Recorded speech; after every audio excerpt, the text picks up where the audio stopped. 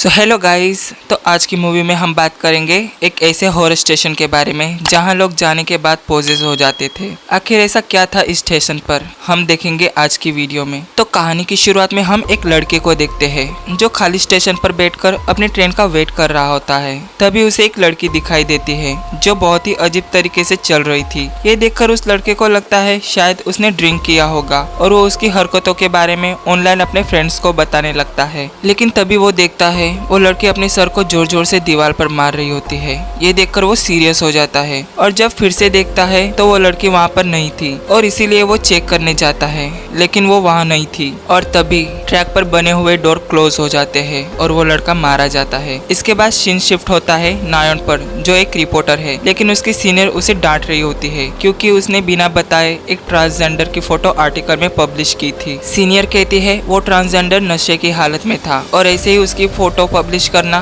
गलत बात है, इसलिए वो नायंग से $50,000 मांग रही होती है जुर्माने के तौर पर। लेकिन इतने पैसे उसके पास नहीं थे, इसीलिए वो अपने दोस्त वोंग के पास जाती है। वोंग वही स्टेशन पर काम करता था और वोंग वही था जिसने नायन को उस ट्रांसजेंडर की गलत इन्फॉर्मेशन दी थी और उसकी गलती की वजह से बेचारी नायन फंस चुकी थी, इसीलिए वो वोंग से पैसे मांगती है। लेकिन उसके पास भी पैसे नहीं थे। नायंग कहती है मुझे और भी स्टोरीज पर काम करना होगा जिससे उसकी कंपनी बहुत चले और लाइक्स और व्यू भी ज्यादा मिले। तभी उनका दूसरा दोस्त कहता है क्यों ना तुम कल वाले सुसाइड केस पर काम करो। वो कहता है ऑस्को स्टेशन पर किसी ने सुसाइड कर लिया था, लेकिन उनके हिसाब से ये सुसाइड नहीं था। और तो और ये जब हुआ तब वोंग भी वहाँ मौजूद था। उसने ये सारी घटना देखी थी, लेकिन वो बहुत डर चुका था। वोंग बताता है उसने उस आदमी को बचाने की बहुत कोशिश की, लेकिन वो आवाज ही नहीं सुन रहा था। उसने वहाँ एक छोटे बच्चे को भी देखा था, लेकिन वो उसे बचाए। तभी वहाँ ट्रेन आ जाती है और वो आदमी मारा जाता है। ये स्टोरी नायन के लिए परफेक्ट थी। वोंग कहता है मेरे अलावा सर्जर भी इस घटना के बारे में जानता है, इसीलिए नायन सर्जर के पास आती है थोड़ी सी जानकारी लेने। वो बताता है जब मैंने वहाँ की जांच की तो मैंने वहाँ एक छोटे लड़के को देखा जिसके हाथ में नंबर्स थे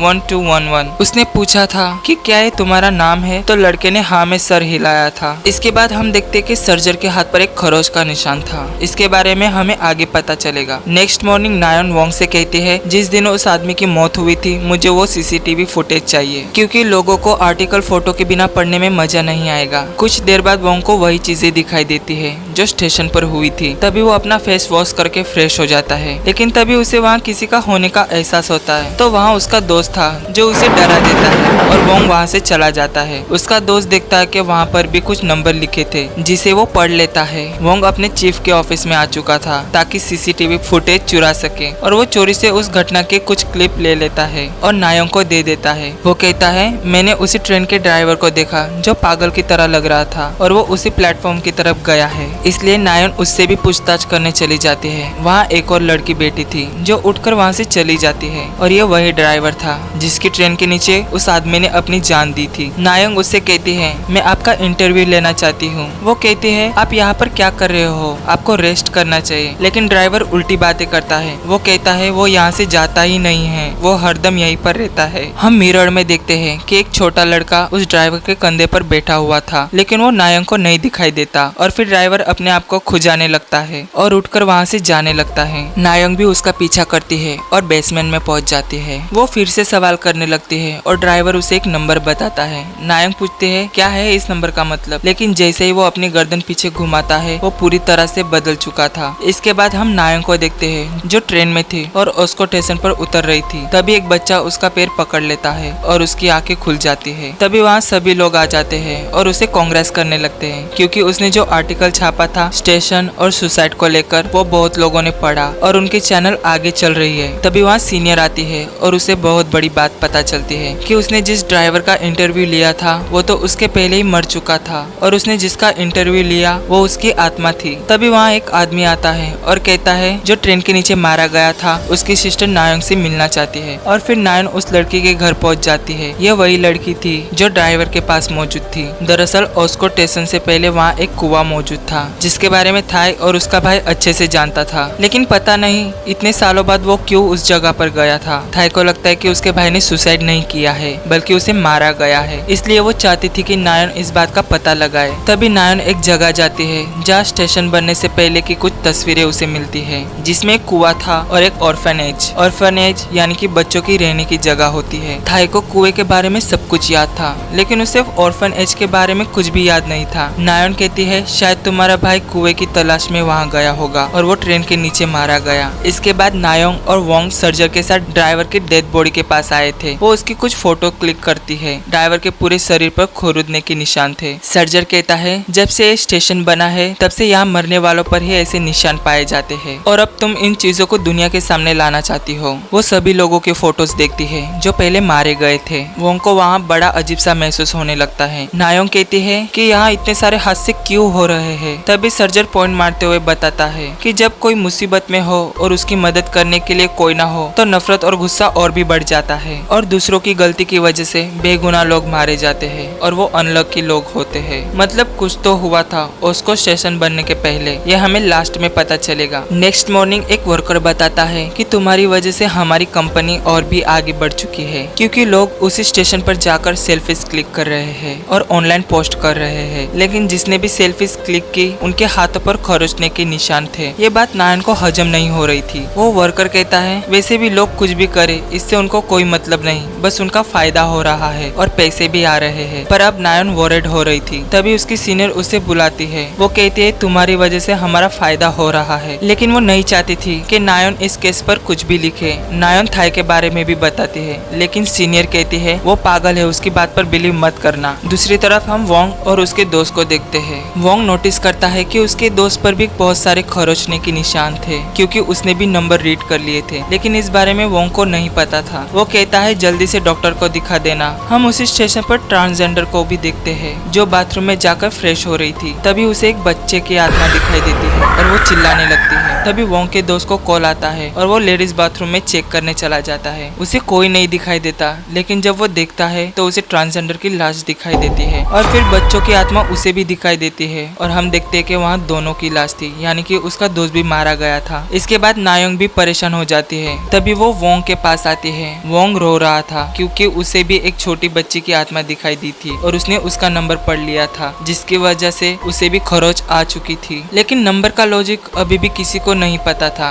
कुछ टाइम बाद हम वोंग को देखते हैं। उसे वही बच्चों की आत्मा दिखाई देती है और फिर वो अपने आप को एक कुएं में पाता है और तभी उसकी आंखें खुल जाती है। वो ये बातें नायन को बता देता है और नायन उसे थाई के पास ले आती है। वो बताती है कि इसे भी तुम्हारी तरह कुआं दिखाई देता है, कहीं इस बात का तुमसे कोई मतलब तो नहीं। तो थाई कहती है मुझे अपने भाई की कुछ चीजों को देखकर कुछ याद आया है और मैं तुम्हें बताना चाहती हूँ। वो बताते हैं कि ऑर्फनेज उसके डैड चलाते थे, लेकिन वो उसका सगा डैड नहीं था और जो नंबर है वो उन बच्चों की एडमिशन डेट है। तभी उसके भाई के फोन में उन्हें एक वीडियो मिलता है जिसमें वो ट्रैक के पास से होकर एक सुरंग के पास आ जाता है जहाँ वही पुराना कुआं था और वहाँ उन बच्चों की हड्डियां पड़ी हुई थी, मतलब उन बच्चों को दफनाया गया था। ये देखकर उनके होश उड़ जाते हैं, इसलिए वो दोनों स्टेशन के पास आते हैं ट्रैक पर। नायोन चाहती थी कि उसे उन बच्चों के बारे में पता चले और वो ये बातें दुनिया के सामने लाए जिससे उन बच्चों को शांति मिले और फिर दोनों सुरंग में चले जाते हैं। वोंग अपना फोन निकालता है ताकि एविडेंस के तौर पर वीडियो दिखा सके। उसे फोन में कोई नहीं दिखाई देता।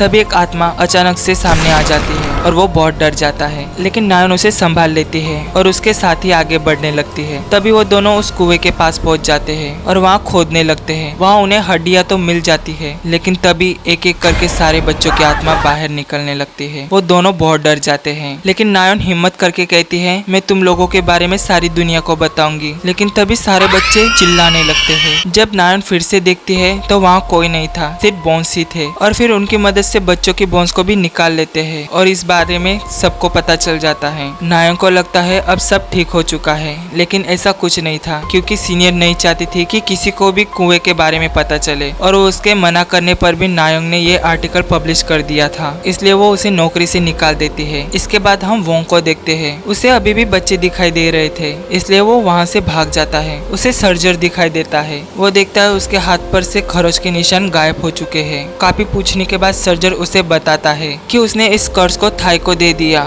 वो थाई के डैड का दोस्त हुआ करता था। जैसे उसने 1211 नंबर थाई को बोलने के लिए कहा, वैसे वो कर्स उस पर चला गया। वो कहता है तुम्हें अपने करीबी इंसान को ये कर्ज देना होगा। थाई नायोंग के पास आ चुकी थी। उसके साथ क्या हुआ वो सब बता देती है। उसे पास्ट भी याद आ चुका था। जब वो छोटी थी वो भी उन बच्चों के साथ कुएं में थी, और इन नंबर के आधार से ही उन्हें बाहर बुलाया जाता था। थाई का भाई बहुत रो रहा था उसे बाहर निकालने के लिए, इसलिए वो 1001 यानी कि थाई का नंबर बोलकर उसे ऊपर बुला लेते हैं। वो बच्चे कुएं में ही रहते थे, क्योंकि थाई के डैड उन बच्चों के ऑर्गन को एक एक करके बेचता था। लेकिन बच्चों को लगता था कि कुएं के बाहर निकलकर वो लोग खुलकर जिएंगे, लेकिन ऐसा कुछ नहीं था। तभी वो बाकी बच्चे भी कहते हैं कि उनसे कहना कि वो लोग हमें भी बाहर बुलाए हमारा नाम लेकर, और वो नंबर से उनके नाम थे। लेकिन एक दिन लोगों को पता चल गया था कि थाई के डैड ऐसे बच्चों के ऑर्गन्स को सप्लाई करता था, इसलिए उसने सारे बच्चों को दफन कर दिया था, और वो उनके लिए कुछ भी नहीं कर पाई। नेक्स्ट डे वोंग नायोंग को कॉल करता है और कहता है मैंने नया नंबर लिया है,